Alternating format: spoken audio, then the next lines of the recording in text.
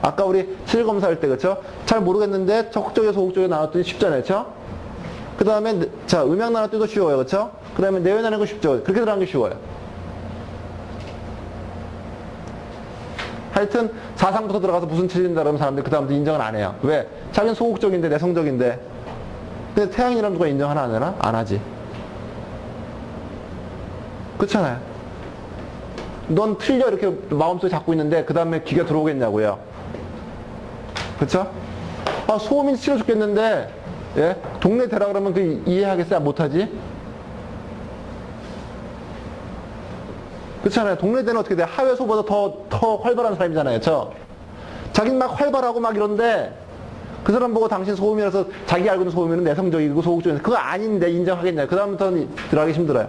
그러니까 항상 어떻게 돼요? 위에부터 설명하세요. 대소부터. 대소, 내외, 음양 이렇게 들어가는 게 좋아요. 대소가 시상하고 출연하고요. 내외가 그러니까 부위는 상관없어요. 심장으로 하는 거. 예, 근데 그 부위는 설명할 필요 없어. 당신이 시상이 어쩌고 그렇다 할 필요 없이. 우리가 알기 위해서 지금 대소, 아. 내외가 예. 다 헷갈리는데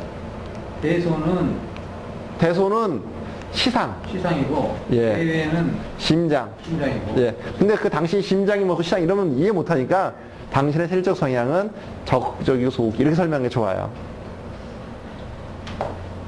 그래서 그렇게 설명하십시오. 그렇게 해서 그게 체질적 성향에 서로 간에 이해가 되면 그 다음에 어떻게 돼? 이미 이제 50점은 넘어간 거야. 그쵸? 그러면 쉬워요. 이제 그 다음부터 쉽습니다. 그래서 일단 체질적 성향들을 설명을 먼저 하세요. 자, 그 다음에 체질에 나타나기 쉬운 증상 이것들은 설명할 필요가 없어요. 왜냐면 병이 있는 사람은 나타나지 병이 없는 사람들도 병이 또 다르게 나타날 수 있으니까 별 상관없어요. 그냥 읽어보고 참고만 하시라 그러세요. 체질에 맞는 보약 설명할 필요 따로 없습니다. 그 다음에 여러분들이 설명한 것 중에 하나가 반지요법이에요. 반지요법은 효과가 통증이 있는 사람이라면 즉각적으로 나타나요. 반지요법은. 그래서 하게 하는 게 좋습니다. 뭐 요새 금값 많이 내렸더라고요. 그래서 하는 것도 나쁘지 않습니다. 목걸이는 비싸니까 좀 시키는 게 좀 무리가 좀 있는데 반지 정도는 괜찮아요. 그래서 반지요법을 하면 훨씬 더 도움이 많이 됩니다. 자, 그렇게 하고요. 그 다음에 여러분들이 꼭 시켜야 될 게 뭐냐면 목욕법이에요. 목욕법. 아까도 여기서 목욕법을 꼭 집어넣었잖아요. 그쵸? 목욕법을 좋아요. 근데 자, 체질을 모르면 각당법을 시키면 되는데 체질을 알면 이게 더 좋죠. 또 하나는 뭐냐면 각당법은 순환을 위주로 하는 거고, 그쵸? 이거는 체질적 약점을 보완하는 거예요. 둘 다 해도 돼요. 예를 들어서 자, 춘장 체질은 반신욕이 좋거든요. 자, 반신욕은 주로 어떻게 돼요? 자, 순환을 시켜서 발산을 시키는 거예요. 그쵸? 근데 유사한 게 뭐가 있어요? 각당법도 비슷하죠. 그쵸? 그럼 어떻게 춘장 체질이 만약에 하나를 한다 그러면 어떻게 돼? 각당법하고 반신욕 어떤 게 좋겠어요? 반신욕이 좋죠. 그쵸? 자, 아까 춘장 체질을 목욕한다 그러면은 반신욕을 한다, 반신욕을 해야 돼요. 각당법을 굳이 시킬 필요가 없는 거죠. 그쵸? 그렇지만 하열 체질은 냉온욕이 좋거든요. 찬물 뜨고 왔다 가는 게 좋거든요. 그거는 뭐냐면 순환을 시키는 방법이 아니라 부신의 기능을 강화시키는 거야. 예? 우리 몸에 자극들을, 강력한 자극들을 줘서 부신해서 어떻게 돼요? 부신필 호르몬들을 나오게끔 하는 방법이야. 순환은 돼요? 안 돼요? 순환은 상관없죠. 그쵸? 이 사람은 어떻게 돼요? 자, 각당법 해도 되고 냉온욕을 같이 해도 돼요. 예? 추운 체질은 냉수마찰을 하거든요.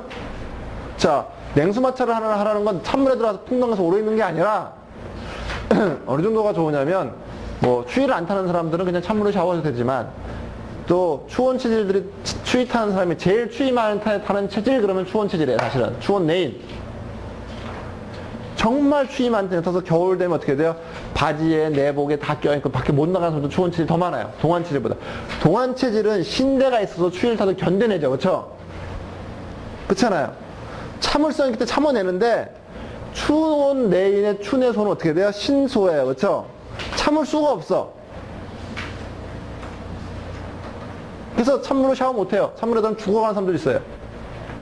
그 사람들은 어떻게 하냐면 따뜻한 물로 샤워를 하고 마지막 1분을 찬물로 헹구라 그러세요. 자, 그건 어떻게 돼요? 자, 피부에 과잉되어 발산되는 에너지를 막아주는 거예요. 그렇죠? 그렇게 할 때 할수록 어떻게 돼? 추위를 덜 탑니다. 왜? 너무 에너지가 발산되니까 안에가 부족해서 추위 타는 거거든. 그래서 밖을 막아주면 추위를 안 타요. 근데 추위를 타니까 맨날 이 사람들이 사우나만 좋아해요. 삼분간 온도가 그러니까 냉온욕 할 때 냉탕 온도 건가요? 보통 한 26도 이하면 돼요. 그래서 찬물을 살짝 헹궈주면 좋습니다. 제일 좋은 건 한 20도가 좋고요. 자, 그래서 찬물을, 근데 그거는 순환하고 상관없잖아요. 그렇죠? 그러니까 각당법 같이 하면 돼요? 안 돼요? 좋죠. 그렇죠? 동안 체질이에요. 동안 체질은 온욕한다 그랬잖아요. 따뜻하게. 자, 따뜻하게 하는 거 이것도 결국 순환이죠. 그 음체질이나 순환이죠. 그렇죠? 춘장 체질은 보다 강력하게 순환시키고 동안 체질은 어떻게 돼요? 부드럽게 순환시키잖아요. 자, 그러면 온욕을 하나, 그렇죠? 각당법을 하나 더 상관없겠죠. 그렇죠? 둘 다 해도 상관없죠. 말초 쪽에 순환이 안 된다 그러면 각당법이 좋고, 그렇죠? 전체적으로 순환이 안 된다 그러면 어떻게 돼요? 온욕도 괜찮겠죠. 그렇죠? 근데 이때 온도는 어떻게 돼요? 온욕은 온도가 높으면 안 돼요. 자, 그렇게 바꾸면 되죠. 그래서 목욕법이 어떻게 보면은 제가 생각하는 가장 강력한 건강요법 따지면 목욕법이에요. 각상법이고요. 왜냐면 우리 몸에 어떠한 것도 어떻게 전신적으로 골고루 자극을 한꺼번에 주는 거는 목욕법밖에 없어요. 그렇죠? 마사지 해도 한쪽만 하는 거고, 그렇죠? 그렇죠? 뭘 해도 조금만 고부위만 하는 건데 목욕은 전체적인 자극을 주는 거예요. 전체적으로. 왜? 온도에 대한 자극을. 그렇잖아요. 그래서 목욕법만큼 강력한 게 없습니다. 그래서 그리고 목욕법은 어떻게 돼요? 체질을 확인하는 요법이기도 해요. 예를 들어서 사우나를 했는데, 그렇죠? 반신욕인데 기운이 빠진다 그러면 춘장 체질은 아닌 거야. 냉온욕을 했는데, 예? 몸이 이렇게 풀리지 않고 개운하지 않고 어떻게 뭉친다 그러면 적어도 하열 체질은 아닌 거야. 그렇게 확인할. 자, 온약 그냥 온탕에서 들어 나왔는데 몸이 개운치 않고 그냥 뭐 찌뿌둥하다든지 몸이 그렇게 별로 풀리지 않다 그러면 그건 동안 체질은 아닌 거지, 그렇죠? 그렇게 체질을 확인할 수 있는 체질 방법이기도 해요. 근데 하열 체질하고 추운 체질은 기본적으로 둘 다 이렇게 그 한쪽은 냉온욕이 한쪽은 냉수 마찰이기 때문에 조금 구분이 좀 덜 가요. 근데 뭐가 다르냐면 추운 체질은 대개는 사우나 잘 못 들어가요. 가슴이 답답해서. 근데 하열 체질은 들어가요. 들어갔다 둘 다 찬물에 들어가거든요. 자, 근데 추운 체질은 잘 못 들어가 조금 더 나와서 찬물에 들어가고 하열 체질은 좀 견딜만 하고 들어갔다 나와요. 근데 둘 다 그렇게 사우나 들어갔다 찬물에 들어갔다 나와 풍덩 나오면 개운하다 그래요. 그거는 사우나가 개운한 게 아니라 냉온욕을 했기 때문에 개운한 거거든요. 그래서 그렇게 여러분들이 조금 구분하시면 좋습니다. 그 다음에 자, 운동요법 같은 거 여러분들 그렇게 필요한 사람은 설명, 굳이 자세히 설명할 필요가 없어요. 자, 이 좋은 시간 나쁜 시간들은 설명해주면 의외로 동의하는 사람들이 굉장히 많아요. 좋은 계절 나쁜 계절은 잘 모르는데 좋은 시간 나쁜 시간은 동의하는 사람들이 많고 공부하는 친구들한테 굉장히 도움이 많이 됩니다. 자, 공부법 그냥 넘어가셔도 되고요. 직업 같은 거 별로 여러분들 잘하는데 색상 방향이나 별로 이렇게 많이 설명해주면 사람들이 좋아할 것 같지만 사실은 이해 못해요. 그래서 저는 그 체질 상담을 짧게 합니다. 길게 안 해요. 여러분들 우리 천년사님은 한 시간 하거든요. 근데 사람들이 끝날 때 되면 아무것도 몰라요. 그래서 너무 많이 듣긴 들었는데 소화를 못 시켜내니까 어떻게 돼요? 전혀 안 들어오죠. 저는 많이 설명도 안 해요. 처음에 오면 이거부터 할 수 있냐 없느냐 설명을 해요. 이거를 하겠다고 약속을 하면 그 다음에 요거 2개 설명을 더 해줘요. 그리고 그 다음에 와서 더 좋은 거 없어요. 그러면 이것까지 설명해 줍니다. 근데 우리 천약사님이 이걸 처음부터 한꺼번에 다 설명하니까 사람들이 어떻게 돼요?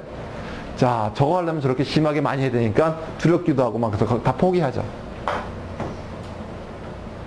그래서 처음엔 절대로 많이 설명하지 마요. 대신 꼭 필요한 거. 그래서 처음에 어떻게 하면 요 3개만 설명해주고 이거 할 수 있느냐부터 설명을 해요. 물어봐요. 그러면 요걸 꼭 하겠다 그러면 그 다음에 요거도 설명해 줍니다. 그렇게 많이 설명해 주면 안 돼요. 자, 뭐 걸리기 쉬운 병 뭐 이런 것도 다 상관없어요. 다 빼도 됩니다. 궁합 이런 거 필요 없어요. 자, 음식이거든요. 딸기, 바나나, 햄 이런 것들을 꼭 설명해 주셔야 되고요. 자, 아까 여기도 자, 음식이 4번에 들어있죠? 그쵸? 음식이 매우 체질요법에서 자, 이거는 일반요법인데, 그쵸? 체질요법에서는 이게 1번이죠. 그쵸? 그렇잖아요. 그래서 음식은 굉장히 중요하다. 이것이 안 따라주면 어떻게 돼요? 가능하다, 안 가능하다? 체질요법은 불가능하다. 자, 근데 음식도 다 가리라 그러면 어떻게 돼요? 못 가려요. 그래서 제일 중요한 게 뭐냐면 동물성인 것들. 그 다음에 향신료. 이게 제일 중요하죠. 그쵸? 그 다음에 중요한 게 뭐냐면 이제 단백질류들. 자, 동물성 아니고 단백질이 뭐죠? 콩이죠. 그쵸? 그래서 콩이 약성이 세요. 콩이 약성이 세요. 여러분들 제 환자 중에 어떤 환자 있으면 절에서 있는 스님도 가끔씩 있거든요. 그 스님은 체질이 추운 체질이었어요. 추운 체질. 근데 절에서 고기도 못 먹지만 생선도 못 먹잖아요. 그렇죠? 고기는 몰래 볶아 먹어도 좀 냄새가 좀 덜 나는데 생선은 더 나잖아요. 그렇죠? 그렇잖아요? 그러니까 이 스님이 고기를 전혀 안 먹으니까 단백질을 뭐로 보충해야 돼요? 된장하고 두부로 보충을 해야 돼요. 근데 그 사람 한다고 검은콩 두부를 하겠어요. 그렇죠? 검은콩 된장을 하겠어요. 그러니까 된장하고 두부만 먹었어요. 3개월마다 어떻게 돼요? GOTPT가 1000이 돼서 병원에 입원합니다. 그럼 또 저한테 연락이 오면 또 이담관이 시키는 처방으로 또 3일 정도 되면 또 떨어뜨려요. 한 일주일이면 또 정상적으로 돌아오거든요. 그래서 저한테 항상 전화를 해요. 그럼 보내주면 또 한 일주일이면 또 덩덩 떨어져요. 병원 의사 하는데 하여튼 나와서 내려와요. 3개월마다 GOTP 1000이 돼서 올라가요. 병원에 갑니다.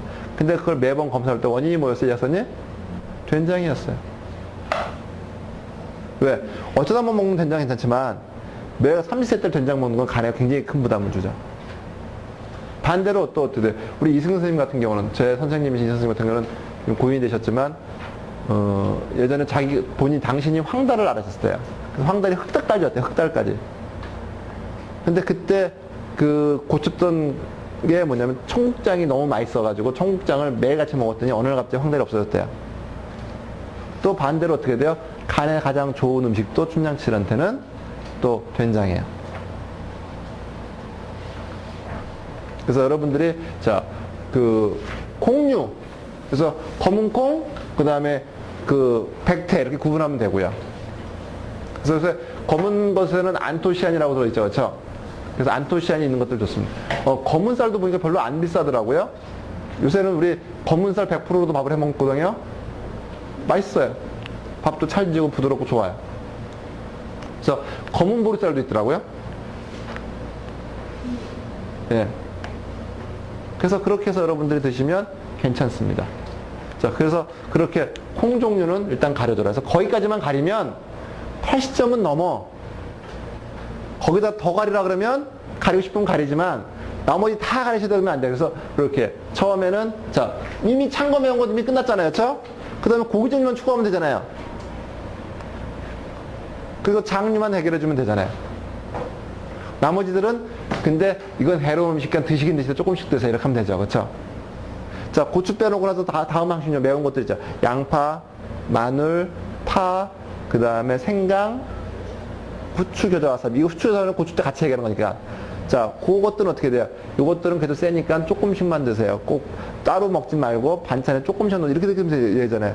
나중에 되면 그것도 뭘 가리게 되죠. 그래서 여러분들이 그렇게 해서 체질에 대해서 어떻게 하는 것도 되지만 어떻게 결국 보면 기본이에요. 기본. 그렇죠? 기본을 얼마만큼 착실하게 잘하냐에 따라서 어떻게 돼요? 내가 실력 있는 약사가 되느냐 아니면 실력이 없는 약사가 되느냐죠. 그것이 제가 그냥 단순하게 제 생각대로만 해서 그런 것이 아니라 저는 이제 고급반으로 같이 공부하고 같이 이렇게 처방을 활용하는 사람들이 한 5명 정도 돼요. 그 약사님들한테 얻은 공통적인 결론이거든요. 제 혼자 결론이 아니라 35명이 넘는다. 25명이 넘는다. 30명 정도 되네. 그치? 30명 정도고 약사님들이 굉장히 매일같이 환자들을 보면서 내린 결론이니까 여러분들도 그냥 확인할 필요 없이 그냥 따라 하셔도 돼요. 그쵸? 그래서 하시면 됩니다. 그래서 여러분들이 감기약을 주더라도 어떻게 돼요? 감기약을 주더라도 찬 거 매운 거 못 먹게 하고 각탕법 하게 하고 근데 뭘 해도 어떻게 돼요? 참고 명확 요거만 이거는 그냥 설명하기 쉽잖아요, 그렇죠?